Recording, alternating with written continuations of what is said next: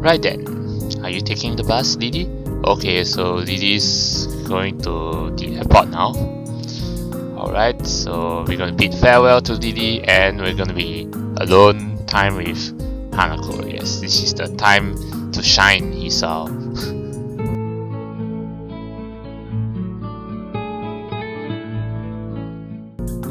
Lily motions to a large suitcase standing beside her.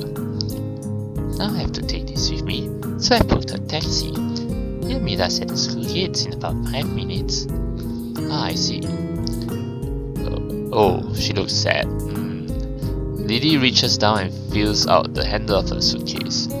Its weight causes her some difficulty, so I quickly offer to take it myself. Oh, okay, it's the heaviness, alright. That is awfully kind of you, Hisao. She has no qualms about accepting, and I end up picking it up. It's not what I would call light, but it's not exactly heavy either. I don't think I'll have too much trouble carrying it. Well, thank you then. We should hurry though. If the taxi leaves, then it will take quite a while to book a new one. Are you ready, Hanako? Yeah, let's go. We rush to the gate as fast as we can, only to find that the taxi has yet to arrive. Well, nothing like a bit of exercise in the morning. The nurse told me that I should be doing that. I think he probably has other things in mind, Hisao. And probably with more regularity. Do you intend to be helping people without luggage every day? Well, why not? I can be a chauffeur if I want to. You know, the hotel man, you know, the one who stands at the lobby to receive luggages. Well, I guess not though. Looks like we've got a bit to wait anyway. How long should we wait for the taxi before calling them again? I would say another 10 minutes, but they've never let me down before.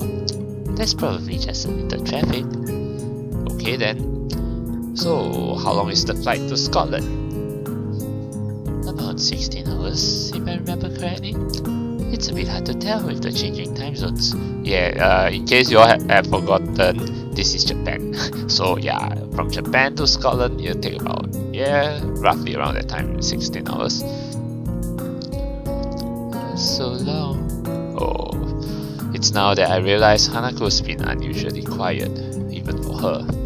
She doesn't handle stress well, so she's looking really uptight. Yeah, I can't imagine being on a plane for that long. I've only ever flown on a short family holiday up north, so it really is quite hard to fathom. If Hanako spent so much of her childhood at an orphanage, she's probably travelled very little, let alone flown. It's not too bad. I'll spend most of it either asleep or catching up on my English. I hardly use that here, so I need to refamiliarize myself with it a little. Will your accent be a problem? I wouldn't worry about that too much. It may be an issue initially, but I should be fine once I get used to it. We all moved to sit down on a small bench beside the school gate in silence. Strangely enough, even though I know that Lily is going away, I can't think of anything to say to her. Lily is a reliable person, so it might be because she isn't the one that I'm thinking of most. Yeah, the one I'm thinking more is Hanako, right? Lily might not be able to see it, but Hanako's chewing her fingernails nervously. Yeah. I move to talk to her, but can hear an engine straining up the hill before I get a chance. I think the taxi is on its way. Well spotted, Hisao. I only just heard it as well. A small wave of pride washes over me. To have noticed something at the same time as Lily must mean that I've become more aware of my surroundings. Anyway, we won't have to call the taxi company, nor worry about missing Lily's plane. Once the taxi stops where we're standing, the driver rolls down a window and leans over. After confirming that, yes, Lily is the same Lily Sato that booked the trip, we sort out her luggage. The driver opens the trunk of the taxi and takes Lily's suitcase, with Lily climbing into the packed seat as he loads it into the trunk and slams it shut. After getting back into his seat and shutting the doors, he waits for us to say our farewells. Have a safe trip, Lily. Take care of yourself. Hanako looks understandably downcast, and that much is obvious even in her voice. Of course I will. I'll be back before long, don't worry. There will still be another person here for you too, won't there, Hisao? Yeah, of course, yeah. I turn and smile to Hanako, putting my hand on her shoulder. Oh, she only manages to keep eye contact with me for a couple of seconds, her cheeks straight all the while, before turning back to Lily. See you, Lily. Goodbye.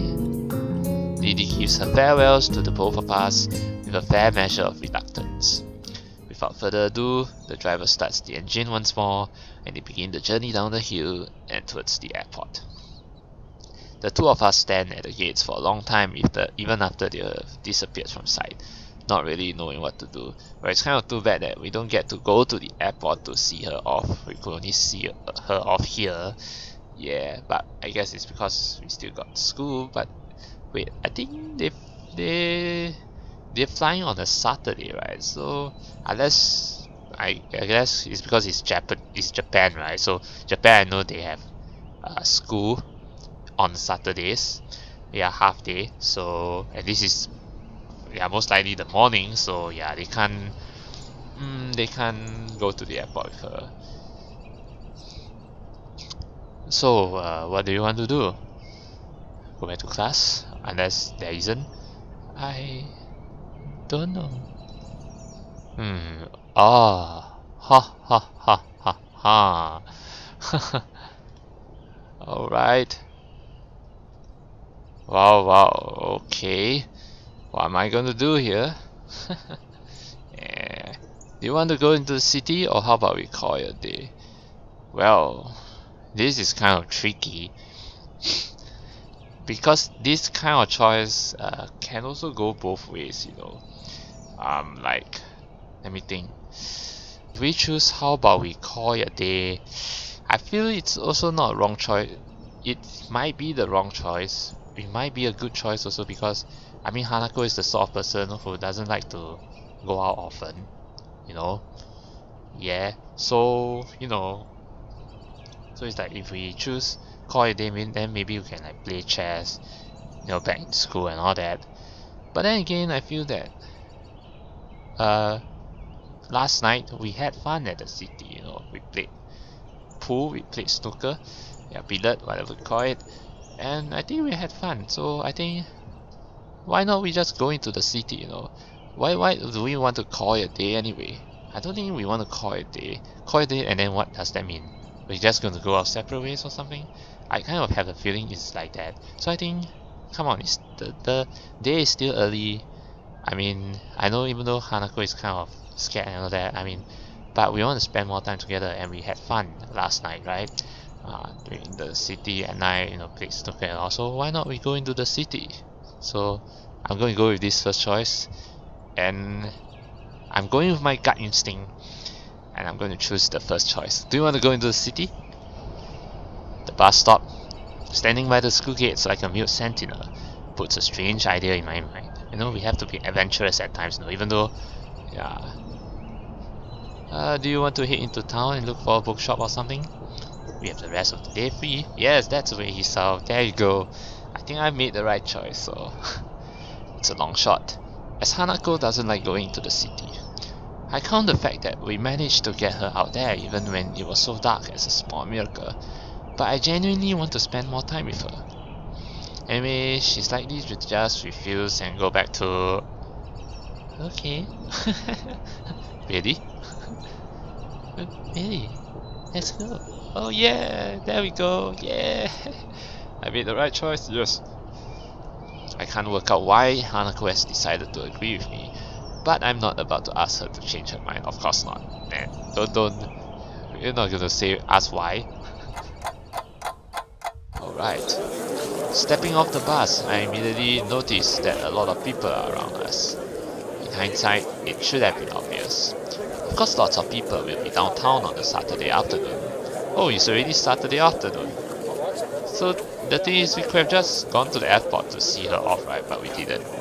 Oh well. I guess maybe it's not necessary. Hanako retreats close to my side, and I can feel her hand clutching my arm tightly. You see, that's the way to go, because with her being scared and clutching you tightly, it's a sign that she's closer to you, you know?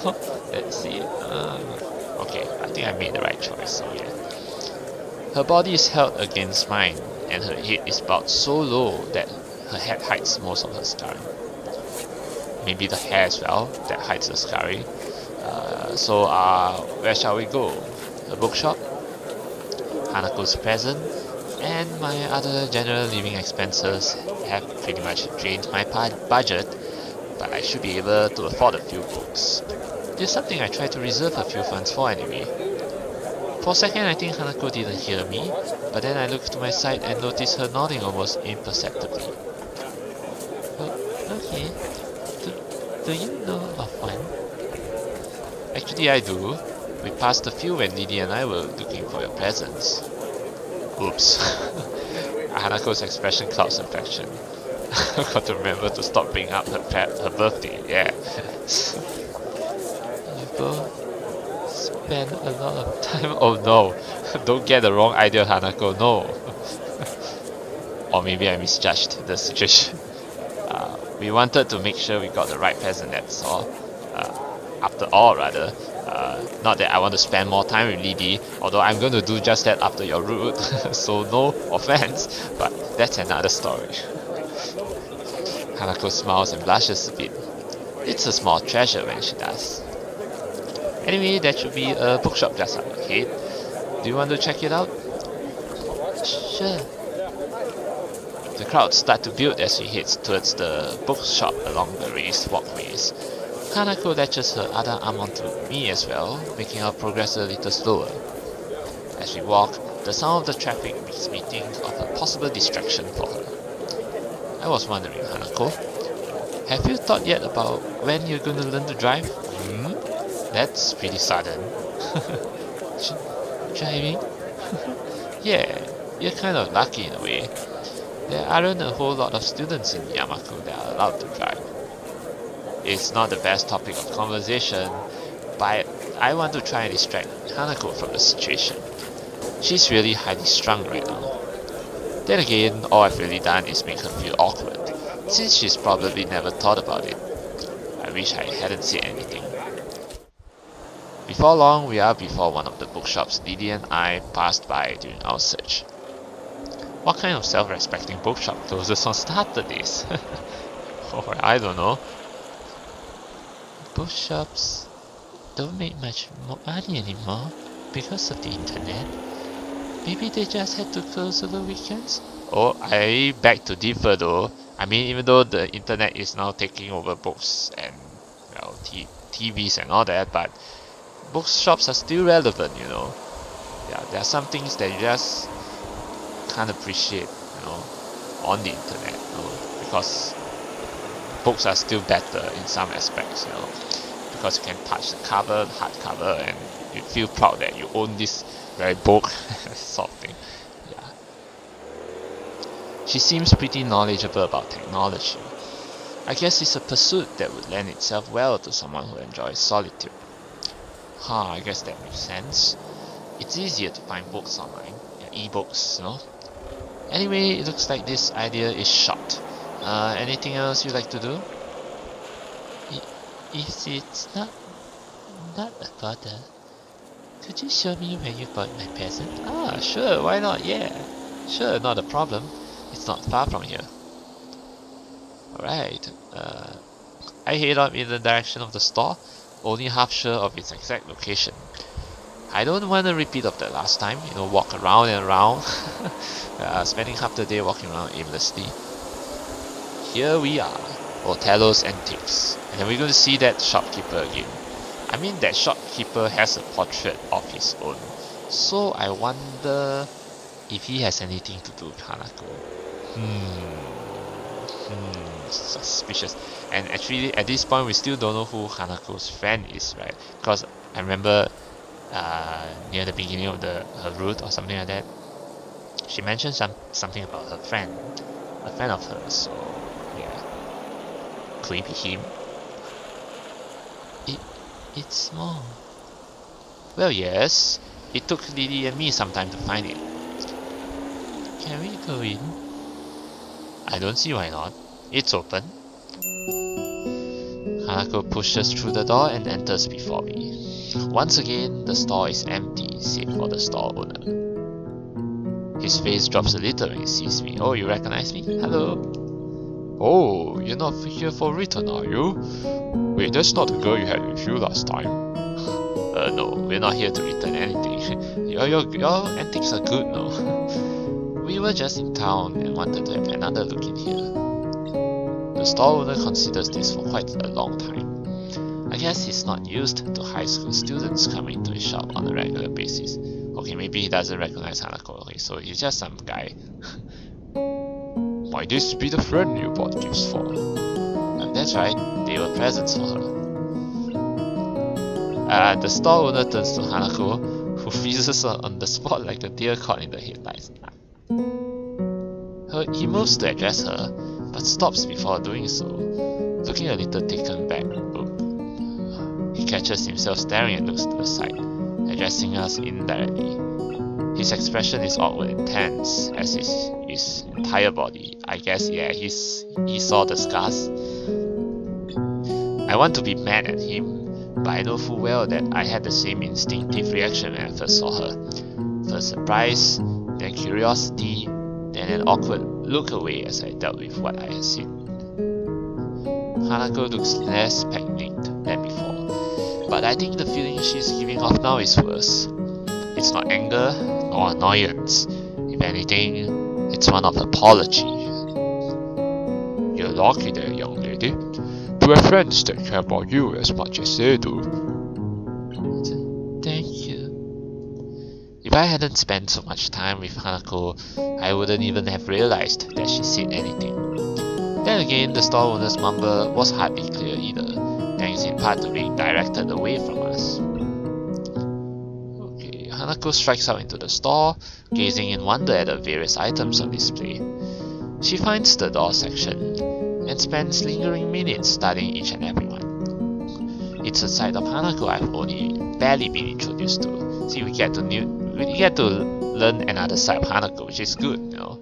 Yeah, we don't just want to learn the quiet side, we want to learn more about Hanako.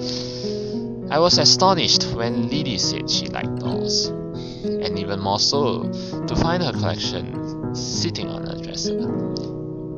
She looks a little better now that she's distracted and out of the store owner's sight, but I'm still quite put off by the whole experience. I might have my own problems, but I've never had strangers react to me like that, as if I was something completely alien to them. This is a nice shop.